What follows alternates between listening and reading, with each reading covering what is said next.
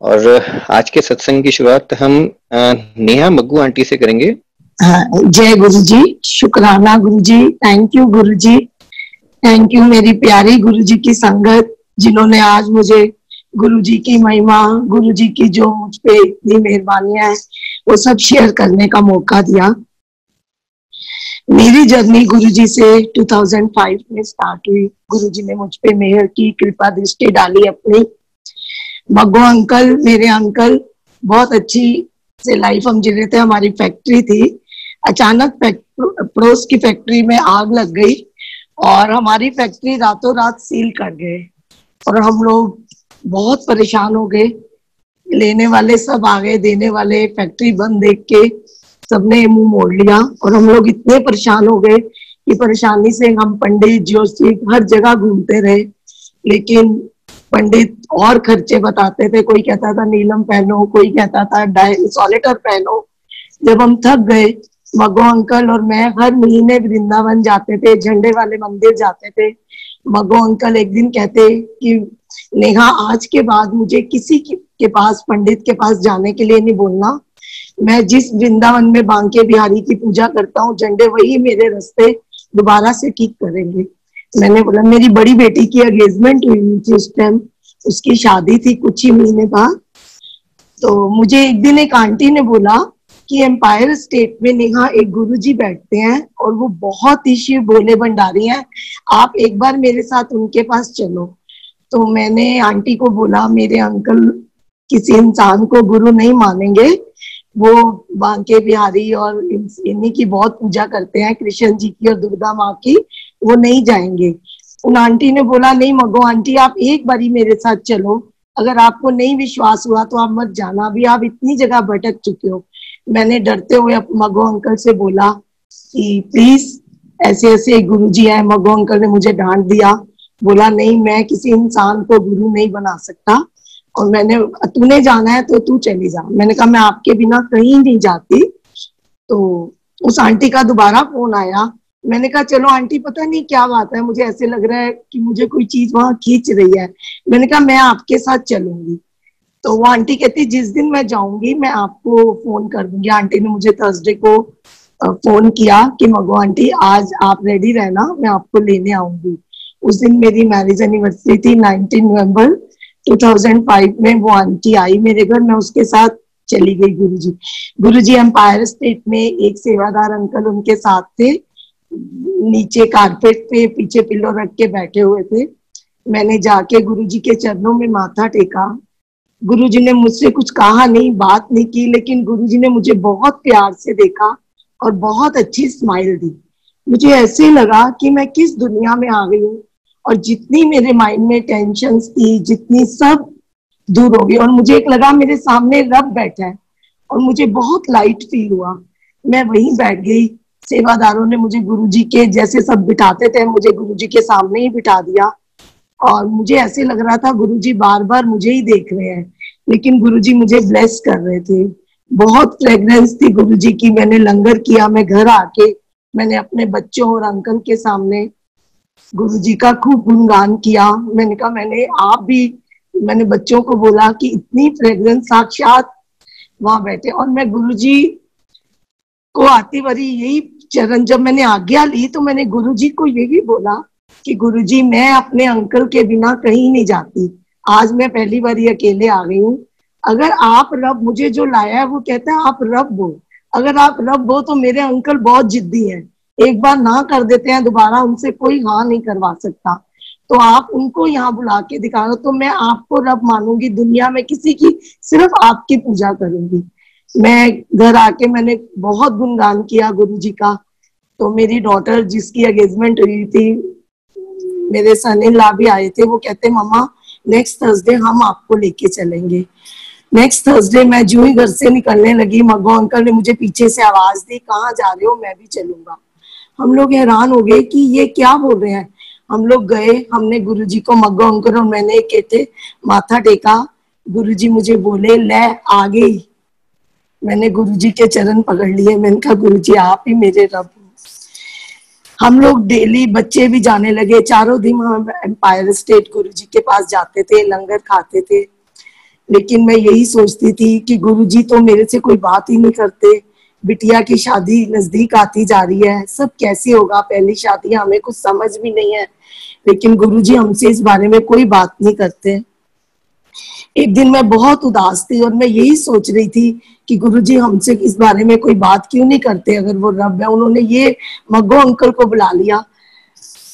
गुरुजी ने मुझे अंकल जो कनाडा वाले अंकल, उनकी बेटी की डॉटर की मैरिज थी, उन्होंने कार्ड दिए, गुरुजी ने सिमला अंकल को कार्ड दिए, पूरी संगत में बंटवा दिए। जो उन्होंने गुरुजी को कार्ड दिया, गुरुजी की साइड टेबल पे पड़ा था, मैंने जो ही गुरुजी को आज्ञा लेने के लिए माथा टेका, गुरुजी ने मुझे वो कार्ड पकड़ा के कहा, बहुत अच्छी स्माइल देके, जा ए ब्याह ते जरूर जाई, ब्याह जरूर अटेंड करी, जा ऐश कर।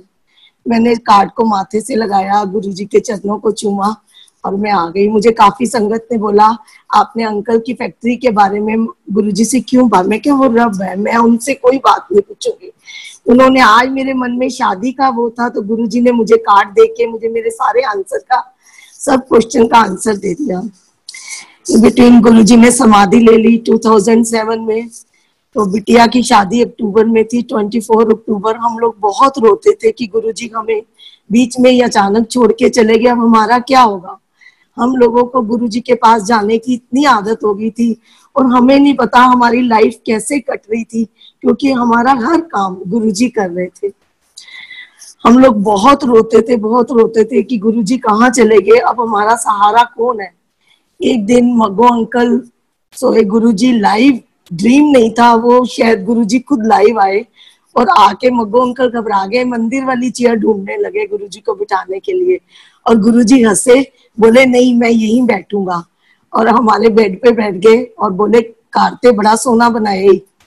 फिर बोले केड़े केड़े फंक्शन कर रहे हैं गोपिका दे ब्याह दे। तो मग्गो अंकल ने बोला, गुरुजी मेहंदी की रात है, सगन है, ये सब। कहने हल्दी नहीं कर रहा? मग्गो अंकल ने बोला, नहीं गुरुजी हमारे में हल्दी का नहीं होता। अच्छा फिर मेरी गल सुन, तू वो काम शुरू किया है ना प्रॉपर्टी का, वो तेन किसी ने 3 लाख देना है, तू कल ओदे को लैन जाना है, वो तेन नहीं देगा 3 लाख, वो मुकर जाएगा, ओदी नीयत खराब हो चुकी है। और मग्गो अंकल ने कहा, गुरुजी मेरी तो शादी सिर पे है और मैंने तो वो अपने खर्चे में ही गिना हुआ है। कहते तू चिंता मत कर, गोपिका की शादी बहुत अच्छी होगी, लेकिन वो 3 लाख तुझे नहीं मिलेगा। ये सुबह उठे, इन्होंने मुझे अपना ड्रीम सुनाया। मैंने कहा मेरे गुरु ब्लेसिंग दे गए हैं, मेरी बच्ची की शादी में कोई रुकावट नहीं आएगी। गुरुजी ने इतनी कृपा करी, मेरी बच्ची की शादी इतनी धूमधाम से हुई कि रिलेटिव कहने लगे ये तो बहुत रो रहे थे, फैक्ट्री बंद है ये, और शादी तो ऐसे की है जैसे किसी राजकुमारी की शादी करते। ये सब मेरे गुरु की कृपा थी, मेरे गुरु की मेहर थी, गुरुजी की इतनी ब्लेसिंग थी शादी में। इन बिटवीन गुरुजी ने 3 महीने बाद जो इस दूसरी बेटी का भी रिश्ता, इनको प्रॉपर्टी मेरे घर मांगने आ गए। तो मैंने मग्गो अंकल को बोला, इतनी जल्दी हम दूसरी शादी कैसे करेंगे? मग्गो अंकल बोले, जिन्होंने ये रिश्ता भेजा है, जिन्होंने बड़ी की किया, छोटी की भी वही करेंगे। गुरुजी ने इतनी कृपा की, छोटी बेटी की शादी बड़ी बेटी से भी अच्छी हुई। मुझे नहीं पता मेरी दोनों बच्चियां अपने घर कैसे चली गई। ये सब मेरे गुरु की कृपा है, मेरे गुरु की वो है। मैं अपने गुरु का कितना गुणगान करूं, मेरे पास वर्ड्स नहीं है गुरु की महिमा के। मेरी छोटी बेटी ने शादी के बाद, उसके father in law mother in law, उनका एक ही बेटा था, उनको बेबी का बहुत शौक था, तो उसने कंसीव नहीं किया। तो डॉक्टर को दिखाया, डॉक्टर ने बताया उसको एक्यूट थायराइड और उसके पेट में मल्टीपल सिस्ट है, उसका बेबी नहीं हो सकता, होगा भी तो ट्रीटमेंट से होगा। तो हम लोग बहुत परेशान हो गए कि ऐसे कैसे होगा। हमने बिटिया को कहा कि चल के गायनी को, वो कहती मैं किसी डॉक्टर पास नहीं जाऊंगी, मैं जिस गुरुजी के सामने बैठ के लंगर करती थी, जिस गुरुजी के पास जाती थी, जो बेबी मुझे वो देंगे मैं वही बेबी लूंगी, मैं किसी डॉक्टर पास, ना ही मैं ट्रीटमेंट से बेबी करवाऊंगी। हम लोग बहुत समझाते थे लेकिन वो नहीं मानती थी। मैं थर्सडे को मंदिर जाती थी, किचन में सेवा करती थी। एक दिन मैं हॉल में जब स्टार्ट हुआ तो मैं गुरुजी के आगे रोई। कोई संगत की बच्ची थी, उसके ट्विंस हुए थे, मेरी बिटिया के साथ ही शादी हुई, तो मैं रो पड़ी। मैं क्या गुरुजी मेरी बच्ची के लिए आपके पास एक भी नहीं है? तो शायद उसी टाइम गुरुजी का शब्द चला, इबादत कर इबादत करन देना गल बनती है। मुझे विश्वास था मेरे गुरु मेरी बच्ची की झोली जरूर भरेंगे। 1.5 मंथ बाद ही मैं एक दिन लंगर प्रसाद बना रही थी, मग्गू अंकल ने मुझे आके कहा कि बिटिया ने कंसीव कर लिया, उसकी रिपोर्ट। मैं बहुत खुश हुई, मैं रोती हुई मैंने गुरुजी का शुक्राना किया। शुक्राना वर्ड तो हम सबके लिए बहुत छोटा है। गुरु बहुत अच्छे से टाइम निकलता रहा, बच्ची मंदिर जाती थी, लंगर खाती थी। 8 मंथ में उसको लेबर पेन स्टार्ट हो गए। हम लोग घबराए हुए गंगाराम उसको लेके गए। गायनी ने बोला उसका बेबी तो बिल्कुल नीचे आ चुका है एंड 10 मिनट में उसकी डिलीवरी हो जाएगी। हम लोग बहुत प्री मैच्योर बेबी है, 1.5 या 2 मंथ्स नर्सरी में रखना पड़ेगा। तो बिटिया जो गुरुजी की स्वरूप को अपने सीने से लगा के मंदिर गई थी, वो कहती गुरुजी मेरा बेबी हेल्दी होगा, मेरा बेबी प्री मैच्योर नहीं होगा, मेरा बेबी नर्सरी में भी नहीं रहेगा, मुझे आप पे पूरा विश्वास है। डॉक्टर गुजराल भी हैरान थी कि ये बच्चा कैसे टिका हुआ है, मेरी समझ से बाहर है। देखते देखते उसको 9th मंथ स्टार्ट हो गया, वो गंगाराम में ही एडमिट रही। 28 डेज बीत गए, उसको 9 मंथ स्टार्ट होके गुरुजी ने थर्सडे को, जिस टाइम पे मग्गू अंकल मंदिर में गुरुजी के शब्द स्टार्ट करते हैं, वैलेंटाइन डे पे गुरुजी ने उसको एक हेल्दी बेबी दिया, बॉय बेटा दिया। गुरुजी ने इतनी कृपा करी, इतनी। एक बारी मग्गू अंकल जब हम एम्पायर स्टेट जाते थे तो कोई लॉकेट फोटो ऐसे किसी की हिम्मत नहीं थी वहां बांटने की। गुरुजी अपनी मर्जी से ही जिसको स्वरूप देते थे। मग्गू अंकल ने एक सीडी में गुरुजी के शब्द और उसके ऊपर गुरुजी का स्वरूप बनाया। तो हम लोगों ने कहा हमें तो बहुत डर लगता है, गुरुजी को ये देगा कौन? मग्गू अंकल कहते मैं दूंगा। मग्गू अंकल ने गुरुजी को वो सीडी दी। गुरुजी बहुत हंसे उसको देख के अपना स्वरूप। गुरुजी बोले आ की है, इन्होंने मग्गू अंकल ने बोला कि गुरुजी आप शब्द है। गुरुजी ने बोला, वो जो डीजे अंकल थे वो शब्द गुरुजी ने उनको दे दी। फिर आइस क्लोज, गुरुजी ने कहा नहीं ये सीडी मुझे वापस करो। गुरुजी ने उसको कुछ देर घुमाया, ब्लेस किया और अपने ड्रॉ में। गुरुजी के समाधि लेने के बाद मग्गू अंकल को, जिनको म्यूजिक से कोई नॉलेज नहीं थी, इतनी मग्गू अंकल को ऐसी लगन लगी कि हर टाइम गुरुजी के शब्द और गुरुजी का गुणगान। मेरा बेटा इतने सत्संग है, गुरुजी की इतनी ब्लेसिंग है हम पे कि आज हर पल गुरुजी का शुक्राना है, हर पल गुरुजी की कृपा है। एक बार सैटरडे को हम लोगों की आदत थी कि गुरुजी किचन के बाहर टेबल पे बैठे हुए थे, तो हम कहते थे सबसे पहले दरवाजा खुलेगा तो हम गुरुजी के दर्शन करेंगे। एक बार सैटरडे को समाधि लेने से पहले जो सैटरडे आया, हम गुरुजी के पास गए। मग्गू अंकल ने गाड़ी दोबारा मोड़ ली, कह रहे आज ना मेरा मन कर रहा है, मैंने फ्लावर बुके लेके जाने हैं। तो हमने बुके लिए, हमने एंटर किया तो गुरुजी ने हमारे हाथ से बुके पकड़े और उसको फ्लावर पॉट में लगा के, मेरी डॉटर घबरा के ऊपर, पुरानी संगत को कहते थे ऊपर चले जाओ, और गुरुजी के पास हम लोग बैठे। गुरुजी ने हमें बुलाया, सेवादार को भेज के इन दोनों को मेरे पास बुलाओ, और अपने चरणों में बिठा लिया। उस दिन पता नहीं मेरे आंखों से क्या निकल रहा था, गुरुजी मेरे कौन से कष्ट और कर्म कटवा रहे थे। गुरुजी ने हमें इतना ब्लेस किया, इतना ब्लेस किया कि साक्षात शिव भोले भंडारी के आगे मैं बैठी थी और बहुत कुछ गुरुजी ने दिखाया। मेरा बेटा छोटा था जो गुरुजी के पास जाता था, बहुत कृपा थी, बहुत ब्लेसिंग थी उस पे गुरुजी की। गुरुजी की कृपा से उसने MBA की और वो कहता है पापा मैंने जॉब करनी है कुछ टाइम। तो बहुत अच्छी 2 और कंपनीज आई, उसका इंटरव्यू हुआ, इंटरव्यू में भी उसने टॉप किया, लेकिन कंपनी दूसरे 2 बॉयज को ले गई, मेरा बेटा उसमें सिलेक्ट नहीं हुआ। तो वो घर आके बहुत उदास हो गया और गुरुजी से थोड़ा नाराज हो गया कि गुरुजी मैंने इतना अच्छा इंटरव्यू दिया है, मुझे जॉब क्यों नहीं मिली है। नेक्स्ट डे ही उससे बहुत बड़ी ज्यादा कंपनी आई, उसने बहुत उससे डबल पैकेज में मेरे बेटे को सिलेक्ट किया और मेरे बेटे की बहुत अच्छी जॉब लग गई। मेरी एक फ्रेंड जो गुरुजी के मंदिर कभी नहीं गई थी, गुरुजी के बारे में मैं उसको सुनाती रहती थी लेकिन वो ध्यान नहीं देती थी, उसको गुरुजी से कोई।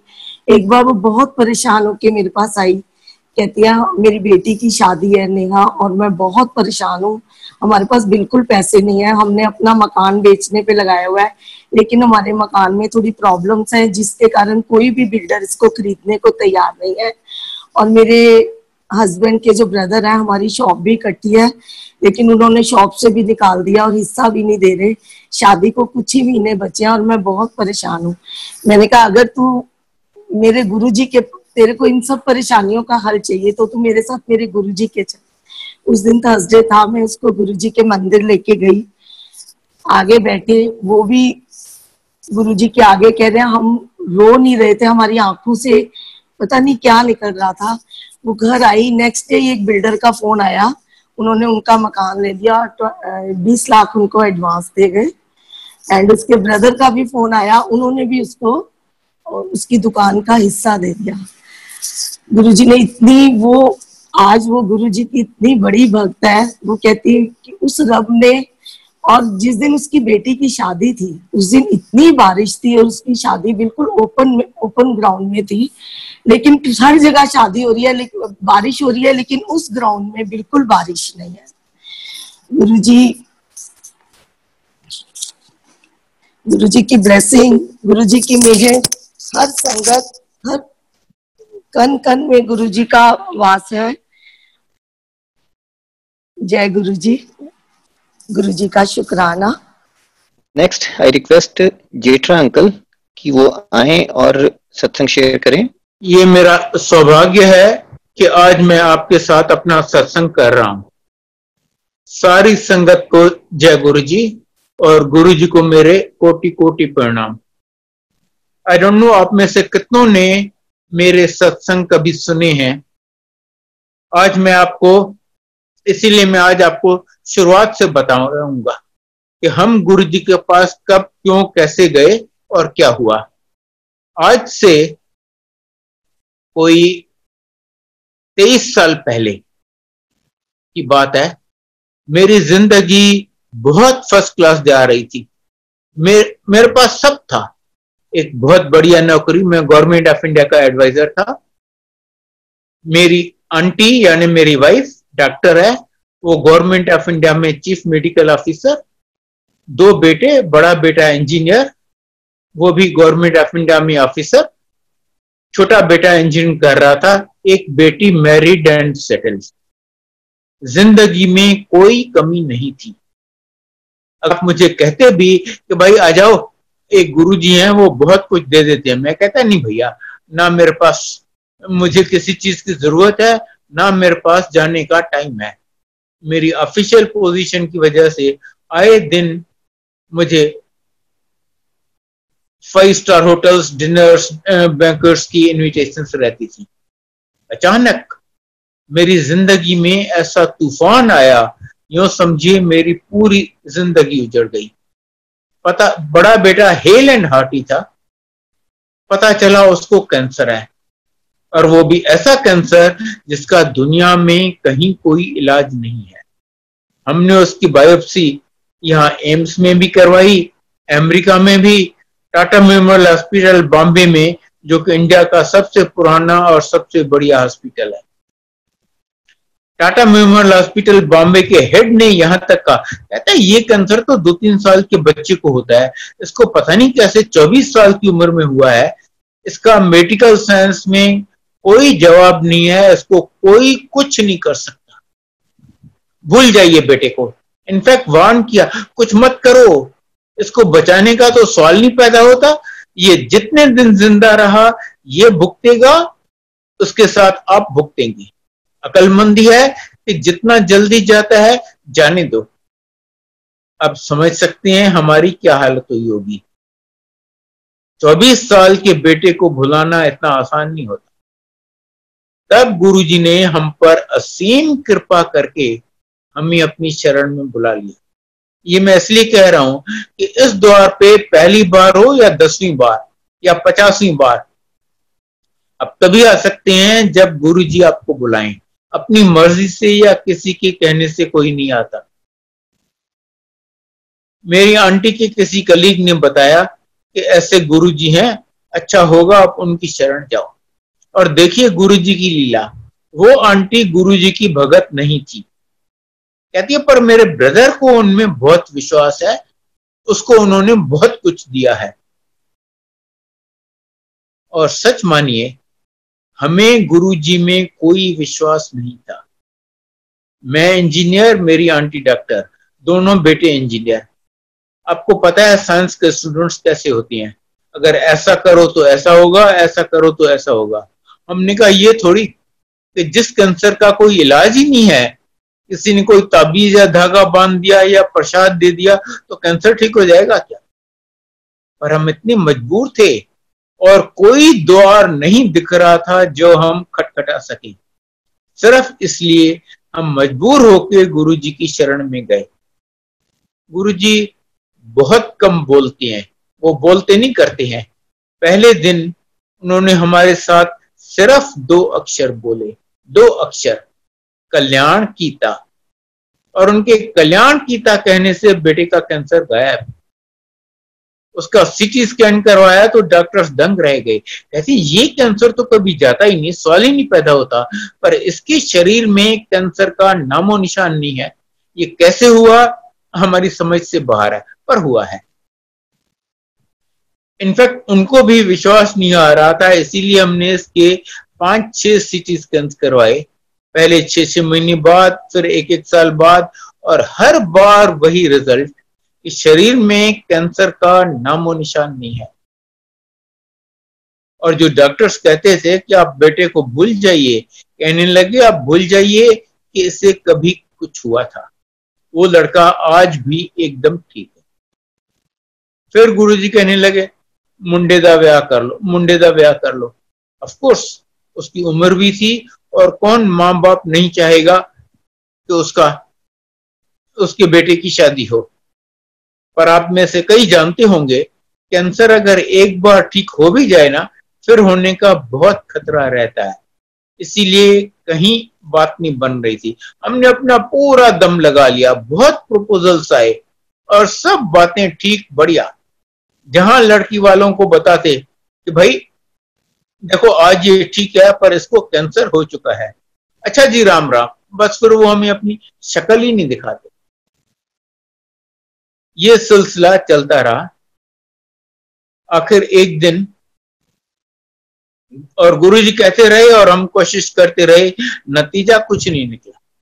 आखिर एक दिन फिर जब उन्होंने मेरी आंटी को बोला ओ मुंडे दा ब्याह कर ले, कहती है गुरुजी लड़की भी आप ही दिलाइए, क्योंकि तब तक हम समझ गए थे कि ये काम हमारे बस का नहीं है। गुरुजी कहते हैं ठीक है तो पंजाबी कुड़ी दिलावांगे, हम सिंधी हैं। हमने कहा गुरुजी पंजाबी गर्ल्स की प्रपोजल्स तो आएंगी नहीं, क्या एक ऐड दे दे न्यूज़पेपर में। कहते नहीं नहीं चुप करके बैठ जाओ, घर बैठे कुड़ी आ जाएगी। हमारी कोशिश से तो वैसे भी कुछ नहीं हो रहा था, हम भी चुप करके बैठ गए। लगभग 1 साल बीत गया। बेटा कंप्यूटर इंजीनियर है, national informatics centre government of India में काम करता है, यहाँ दिल्ली में लोधी रोड पे। वहां पर एक सीजीओ कॉम्प्लेक्स है, वहां पर 10-12 गवर्नमेंट ऑफ इंडिया के ऑफिसेज हैं।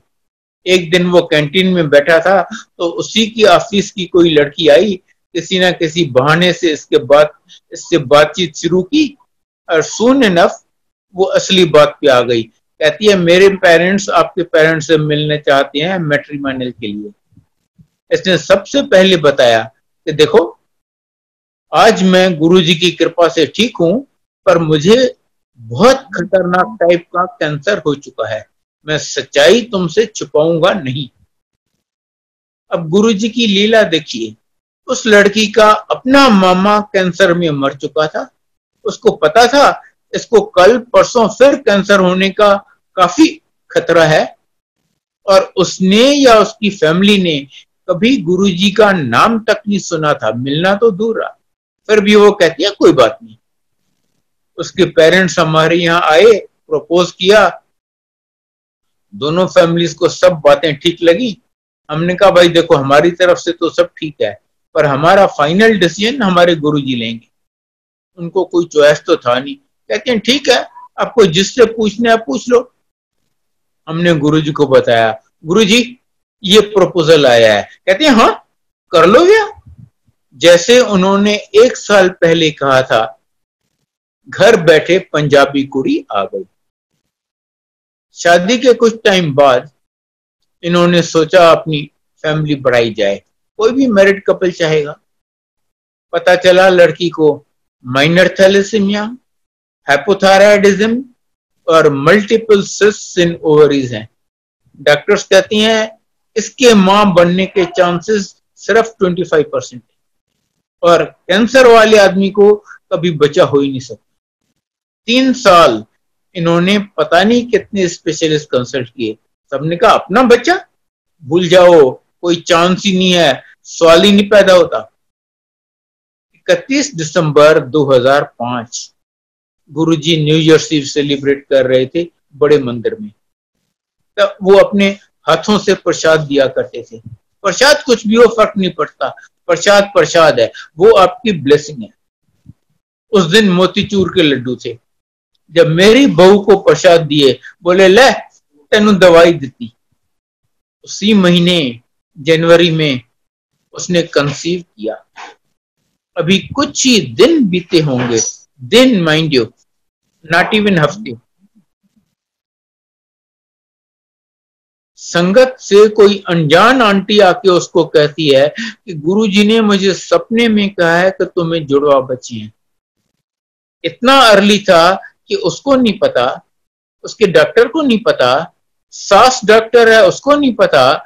संगत से अनजान आंटी आके कहती है कि तुम्हें तो जुड़वा बच्चे हैं, गुरुजी कहते हैं। 24 फरवरी 2006 महाशिवरात्रि का दिन। उसको कंसीव किए कोई 1 सवा महीना हुआ था। सवेरे सवेरे उसको बहुत ब्लीडिंग हो गई। उसने अपनी डॉक्टर को फोन किया। डॉक्टर कहती है ऑब्वियसली मिसकैरेज हो रहा है, तुम एकदम बेड रेस्ट लो, एकदम मतलब एकदम, इवन बाथरूम तक मत जाओ, बेड पेन यूज करो, आगे तुम्हारी किस्मत। मेरे करने लायक कुछ भी नहीं है, मुझे दिखाने भी मत आओ, मैं कुछ कर नहीं सकूंगी, और जो तुम वहां से मेरे यहां तक आओगी तुम्हारा केस और बिगड़ेगा। महाशिवरात्रि का दिन शाम को बड़े मंदिर में साल का जो 2 सबसे बड़े फंक्शन होते हैं उनमें से एक महाशिवरात्रि और गुरुजी का बर्थडे 7 जुलाई का। अब गुरुजी की लीला देखिए हर छोटी छोटी बात में। पहली बार, और जहां तक मुझे पता है अब की बार सिर्फ उसी टाइम हुआ कि ऑर्गेनाइजर्स ने डिसाइड किया अरे यहाँ तो हजारों आंटियां होंगी, हर एक चाहेगी कि गुरुजी की आरती मैं करूं, हम किसको हाँ बोले किसको ना बोले, चलो लॉटरी डालते हैं। जब लॉटरी डाल रहे थे तो मेरी आंटी ने अपना तो नाम डाला, बहू का भी डाला, बेटी का भी डाला। बहू बेटे ने हमें बताया नहीं था कि बहू की क्या हालत है, पता था कुछ कर तो सकेंगे नहीं, हम का टेंशन करेंगे, इसलिए बताया नहीं था। जब लॉटरी का रिजल्ट आया तो जो गुरुजी की मर्जी, मेरी आंटी का नाम नहीं निकला, बेटी का नाम नहीं निकला, बहू का नाम निकला कि वो गुरुजी की आरती करेगी। हमने उसको फोन किया, अरे भाई कहाँ हो तुम, जल्दी पहुंचो, तुम उन भाग्यशालियों में हो जो आज गुरुजी की आरती करेंगी। फिर भी उसकी श्रद्धा देखिए, फिर भी उसने हमें नहीं बताया कि उसकी क्या हालत है। कहती है मैं सारे दिन में बिस्तर से उठी नहीं थी, बेड पेन यूज किया था, मुझमें उठने की शक्ति नहीं थी। पहली बार वो किसी तरह हिम्मत करके बिस्तर से उठी, तैयार हुई। वो गाजियाबाद में रहते थे। गाजियाबाद से बड़े मंदिर 45 किलोमीटर की ड्राइव के बाद बड़े मंदिर पहुंची, गुरुजी की आरती की और 45 किलोमीटर की ड्राइव के बाद वापस घर पहुंची। कहती हैं 15 दिन हमें डॉक्टर के पास जाने की हिम्मत नहीं पड़ी। कहेगी तुम बेवकूफ हो, मैं तुम्हें कहती हूँ कि वॉशरूम तक मत जाओ और तुम 90 किलोमीटर ड्राइव करती फिरती हो, पागलपन नहीं तो और क्या है। 15 दिन बाद जब वो गई डॉक्टर के पास और डॉक्टर ने उसे एग्जामिन किया, उसका रंग उड़ गया। कहती है बेबीज का वो जो प्लेसेंटा होता है वो माँ से अलग हो गया है, अब तो बच्चों को ना ब्लड सप्लाई मिलेगा ना ऑक्सीजन, अब तो भूल जाओ इस प्रेगनेंसी को। अब तो वो ऊपर वाला नीचे आ जाए ना, वो भी कुछ नहीं कर सकता। पर गुरु जी की मेहर का क्या कहना, उसकी प्रेगनेंसी फिर भी चल रही है। डॉक्टर, हाँ बच्चों का रेट ऑफ ग्रोथ जरूर कम हो गया। डॉक्टर हैरान, कहती है ऐसा केस हमने ना कहीं पढ़ा है, ना सुना है, ना देखा है। बगैर ब्लड सप्लाई, बगैर ऑक्सीजन के बच्चे जिंदा हैं और प्रेगनेंसी चल रही है। वो 22 अक्टूबर को ड्यू थी, गुरुजी ने एग्जैक्ट डेट पहले बता दी, 21 सितंबर, एक महीना एक दिन पहले। और 21 सितंबर को उसने जुड़वा बच्चे डिलीवर किए, लड़का और लड़की। एक के माथे पे ओम, दूसरे के हाथ पे ओम। गुरुजी कहती हैं ये ऐसे वैसे बच्चे नहीं है, ये शिव जी के बच्चे हैं। नामकरण गुरुजी ने किया और नाम रखे अर्जुन और गौरी, जो शिव जी और माता पार्वती के दूसरे नाम हैं। मेरे बेटे को कहते हैं देखो मैंने एक झटके में तुम्हारी फैमिली कंप्लीट कर दी, इवन मेरे से तुम्हें कभी कुछ मांगना नहीं पड़ेगा। जबकि मांगना तो छोड़िए, हमने गुरुजी को बताया तक नहीं कि गुरुजी ये प्रॉब्लम है, आप कुछ कृपा कीजिए। मैं क्या बताऊंगा, वो जानी जान, वो तो मेरे पास्ट, प्रेजेंट और फ्यूचर जन्मों का, मेरे मन की हर बात सब जानते हैं, मैं उनको क्या बताऊंगा। और मेरी आंटी को कहती है आंटी कदी वेख्या है, कदी सुनिया है कैंसर वाले बंदे नू बचा हो जाए, मैं तेरी डॉक्टरी फेल कर दूं। ये हैं हमारे गुरुजी। अब मैं आपको थोड़ा सा गुरुजी के बारे में बताना चाहूंगा। ऑफ कोर्स वो तो इतने अनंत हैं, मैं क्या, अगर मां सरस्वती उनको बताने आए ना, अब से लेके प्रलय काल तक बताती रहे तो भी उनको नहीं बता सकती। मैं आपको कुछ बताता हूं। हमारे गुरुजी साक्षात महाशिव हैं, महाशिव, जिनके ऊपर कोई भी नहीं है। कहते हैं ब्रह्मा विष्णु महेश भी मेरे से पैदा हुए हैं, इससे बढ़कर कोई हो ही क्या सकता है। वही तीनों रूप करके इस संसार की सृष्टि करते हैं, इसका पालन करते हैं और अंत में इसका संहार करते हैं। वो अंतर्यामी हैं, आपके मन की हर बात जानते हैं, आपके पास्ट, प्रेजेंट और फ्यूचर जन्मों का वो सब जानते हैं। इसलिए उनको कभी कुछ बताना नहीं पड़ता, उनसे कुछ मांगना नहीं पड़ता। वो सर्वव्यापी हैं, हर जगह हैं, जहां आप उन्हें याद करेंगे अपने बगल में पाएंगे। इनफैक्ट आप याद नहीं भी करें ना, वो हमेशा अंग संग रहते हैं। करने को वो कुछ भी करते हैं, कुछ भी। हमने सब होते हुए देखा है। एब्सोल्युटली इम्पॉसिबल केसेस में बच्चे दे देते हैं। मैंने अभी आपको अपने पोते पोती का बताया। मुझे केसेस पता है जहां आंटी को यूट्रस ही नहीं है, बच्चेदानी नहीं है, या फेलोपियन ट्यूब नहीं है, उसको भी बच्चे दे दिए। कौन सी बड़ी बात है। बगैर उनकी आज्ञा के यमराज आपको छू नहीं सकता। मुझे केसेस पता है जहां एम्पायर स्टेट में संगत चल रही थी, यमराज आया, किसी अंकल को ले जाने लगा। गुरुजी उसको कहते हैं देख ये मेरा भगत है, तू उसे हाथ नहीं लगाएगा। यमराज कहता है गुरुजी आपको पता है इसका टाइम खत्म हो गया, आज मुझे इसे ले जाने दीजिए। नहीं, आज मैं तुम्हें किसी हालत में इसे नहीं ले जाने दूंगा। और यमराज खाली हाथ वापस चला गया। मुझे तो उन्होंने पता नहीं कितनी बार न्यू लाइफ दिया है, पता नहीं कितनी बार, जिसमें से एक बार तो आज से कोई 16 साल पहले मैं मर गया था। एम्स ने मुझे डेड डिक्लेयर कर दिया था, गुरुजी ने जिंदा कर दिया। कौन सी बड़ी बात है।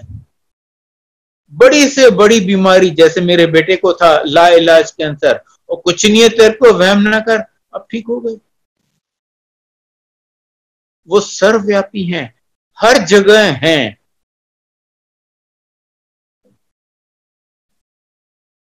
एक आपको छोटा सा इंस्टेंस सुनाता। गुरुजी के पास एक अंकल आए अमेरिका से। गुरुजी आपको ज्यादा सीरियस नहीं रखते थे, हंसी मजाक कर लेते थे। गुरुजी उससे पूछते हैं, अंकल अमेरिका जाने में कितनी देर लगती है? गुरुजी उससे पूछते हैं, अंकल अमेरिका जाने में कितनी देर लगती है? वो कहता है, गुरुजी अगर आप जाओ और आओ तो अभी 24 घंटे तो लग जाएंगे। गुरुजी कहते हैं, अच्छा। गुरुजी बैठे आराम से, अंकल जरा तू अपनी आंटी नु ते फोन लगा। उसकी आंटी अमेरिका में बैठी हुई है, वो यहाँ एम्पायर स्टेट में दिल्ली में गुरुजी के साथ। उसने फोन लगाया, कहते हैं पूछ उससे, उसने अभी ब्लू कलर का गाउन डाला है और वो फला सब्जी बना रही है। इसने पूछा, वो कहती है हाँ जी। कहता है पूछ उसने आज वो ड्राइंग रूम के कर्टन्स उतारे थे धोने के लिए, फिर धोए नहीं, वो अभी तक ड्राइंग रूम में नीचे ही पड़े हुए हैं फर्श पे। इसने पूछा, वो कहती है हाँ जी। कहता है पूछ तेरा बेटा अभी कंप्यूटर पे गेम्स खेल रहा है? इसने पूछा, वो दंग रह गई। पूछती है, अंकल आपको ये सब कैसे मालूम? यहाँ अंकल को गुरुजी कहती हैं, अंकल आप तो कह रहे थे अमेरिका जाने में बड़ी देर लगती है, मैं तो हो भी आया। वो हर जगह है, सर्वव्यापी, उनको कहाँ जाना है कहाँ आना है। मैं गुरुजी की कुछ बातें अब आपको बताता हूं। गुरुजी के लिए हम सब लोग समान हैं। वो किसी में भी छोटा बड़ा, अमीर गरीब, हिंदू मुसलमान क्रिश्चियन, किसी में भी फर्क नहीं करते। उनके लिए हम सब बराबर हैं। जैसे एक माँ के लिए सब बच्चे बराबर होते हैं, पर जो बच्चा कमजोर होगा माँ उसको दूध भी ज्यादा देगी, मक्खन भी देगी, टॉनिक भी देगी, दूसरे को छोड़ देगी। गुरुजी भी यही करती हैं। बाकी उनके लिए हम सब बराबर हैं, सबको वो प्यार करती हैं। और गुरुजी यही यूनिफॉर्मिटी के लिए सबको अंकल और आंटी कह के बुलाते थे और कोई वर्ड नहीं यूज करते थे। सब जेंट्स को अंकल और सब लेडीज को आंटी। और हमें भी ऐसी आदत पड़ गई है, हम सबको अंकल आंटी कह के बुलाती हैं। यहां तक कि मैं अपनी वाइफ की बात करूंगा, बोलूंगा मेरी आंटी। आप जानते हैं तब एम्पायर स्टेट में और आज गुरु जी के बड़े मंदिर में जब लंगर होता है, 4 लोग बैठ के एक थाली से एक साथ खाते हैं, क्योंकि ये दिखाता है कि गुरुजी सबको समान ट्रीट करती हैं, इक्वल ट्रीट करती है। यहाँ कोई छोटा बड़ा नहीं है। मैंने खुद देखा है कि वो मिनिस्टर को, गवर्नमेंट ऑफ इंडिया के मिनिस्टर को और उसके ड्राइवर को एक थाली से खिलाया, क्योंकि उनके लिए हम सब बराबर हैं। गुरुजी हमें कोई वहम नहीं करने देते, हमें अपने सब वहमों से दूर रखती है। कहती है बस अपना मन साफ रखो। अगर आपका मन साफ है तो आपके लिए नलके का पानी भी गंगा जल है। और अगर मेरे मन में छल कपट है तो मैं 1 या 100 बार गंगा में नहा लूं। हाँ, जो मेरे तन की मैल है वो शायद धुल जाए, पर व्हाट अबाउट जो मेरे अंदर छल कपट है। गुरुजी कहते हैं बस अपना मन साफ रखो और कुछ रिचुअल्स, कुछ ये करने की जरूरत नहीं है। हमने तो शराब पी के, नॉनवेज खा के गुरुजी के चरण छुए हैं, बगैर हाथ धोए, बगैर कुल्ला किए। ऑफ कोर्स गुरुजी कहते थे कि आखिर खाते क्या हो? अगर नॉनवेज खाते हो तो आप मरा हुआ जानवर खाते हो ना। मरे हुए जानवर की कौन सी जगह होती है? शमशान घाट। कहते हैं अपना पेट को शमशान घाट क्यों बना रहे हो? पर किसी को डायरेक्टली मना नहीं किया कि नहीं आप नॉनवेज मत खाओ। हाँ, अब जैसे मैं था, मैं बहुत नॉनवेज खाता था, शराब पीता था, सब अपने आप ही छूट गया। गुरुजी ने कभी नहीं बोला कि ये छोड़ो। अच्छा, गुरुजी फास्ट रखने के डेड अगेंस्ट थे। फास्ट हमें कभी भी नहीं रखवाते थे। कहते थे अगर भूखे रहने से भगवान मिल जाए ना तो फिर ये जो भिखारी होती हैं, जो गरीब होती हैं, जो खाना नहीं खाते, उनको तो आपसे और मेरे से बहुत पहले भगवान मिल जाता है। कहती हैं बस अपना मन साफ रखो, कोई वहम नहीं, कोई बंधन। किसी ने पूछा गुरुजी, सब कहती हैं काली बिल्ली रास्ता काट जाए तो नहीं जाना चाहिए। गुरु कहते हैं वो कमले, काली बिल्ली वड्डी या वाहेगुरु? ऑफ कोर्स वाहेगुरु गुरुजी। तो बस वाहेगुरु दा नाम लियो ते चल दे मनो। हमारी लाइफ इतनी सिंप्लीफाई कर दी। गुरुजी कहते हैं रसिक बैरागी बनो। रसिक मीन्स आप एंजॉय भी करो, अच्छे कपड़े पहनो, अच्छा खाना खाओ, घूमो फिरो दोस्तों के साथ, और पर किसी चीज पे अटैच मत हो। अपना मन साफ रखो, किसी की निंदा मत करो। 2-3 चीजें वो स्ट्रिक्टली मना करते थे। No ABC। A means accuse, किसी को अक्यूज मत करो। बी मतलब ब्लेम, किसी को ब्लेम मत करो। और सी मीन्स क्रिटिसाइज, किसी को क्रिटिसाइज मत करो। किसी को अब्यूज मत करो, किसी को ब्लेम मत करो, किसी को क्रिटिसाइज मत करो, और किसी की निंदा मत करो। अगर आप किसी की निंदा करते हो तो आप उसके कुकर्म पाप अपने ऊपर ले लेते हो। बस अपना मन साफ रखो, यहां आते रहो और मुझ पे विश्वास रखो। गुरुजी को कुछ बताने की, उनसे कुछ मांगने की जरूरत नहीं है, क्योंकि वो जानी जान है, वो सब जानते हैं। ये वो द्वार है जहां आपको सब मिलता है। New life, health, wealth, happiness, नौकरी चाहिए, पासपोर्ट चाहिए, एक कोई कोर्ट केस है, बच्चा चाहिए, एवरीथिंग यहाँ पर मिलती है। सिर्फ टाइमिंग और प्रायोरिटी उनकी चलती है।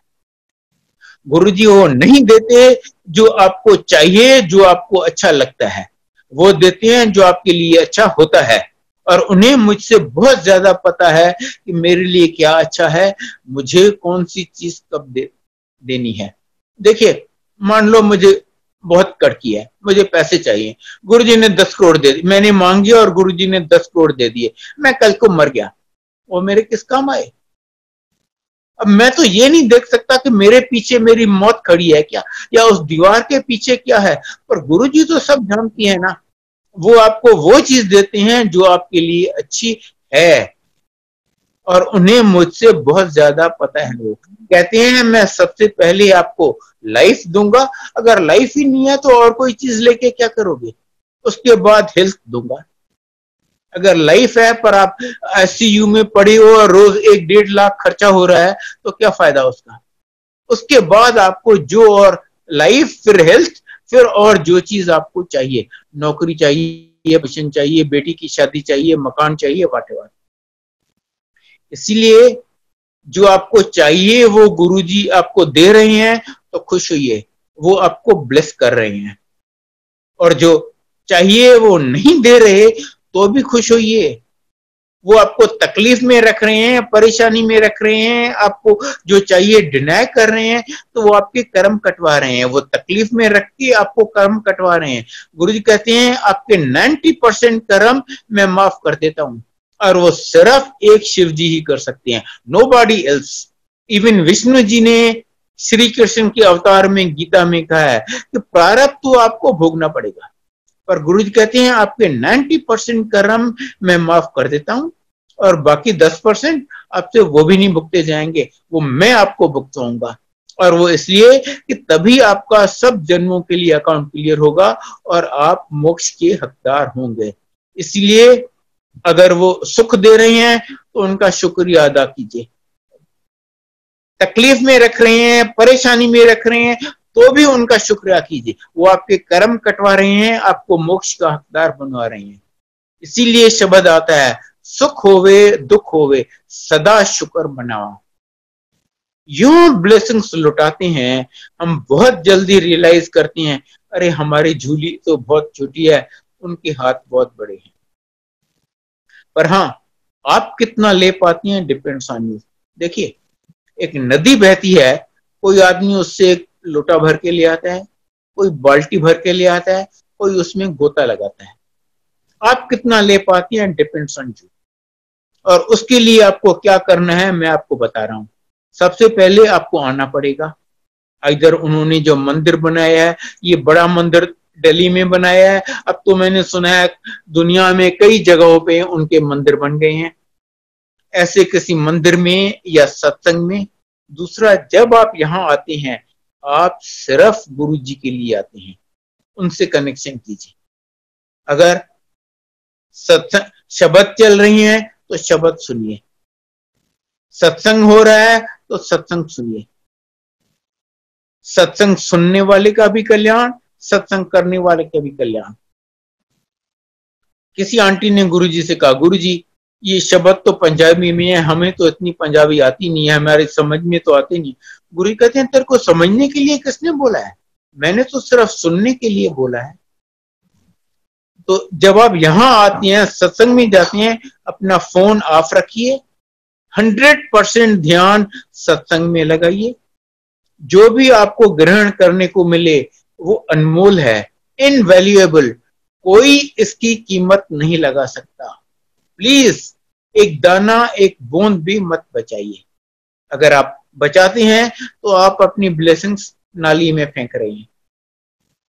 और चौथा and most important, total surrender, सब उन पे छोड़ दीजिए। गुरुजी बार बार कहते हैं मंगो नहीं मनो। उन्हें सब पता है मुझे किस चीज की जरूरत है, मैं क्या चाहता हूं, पर वो देंगे वही जो मेरे लिए अच्छा है।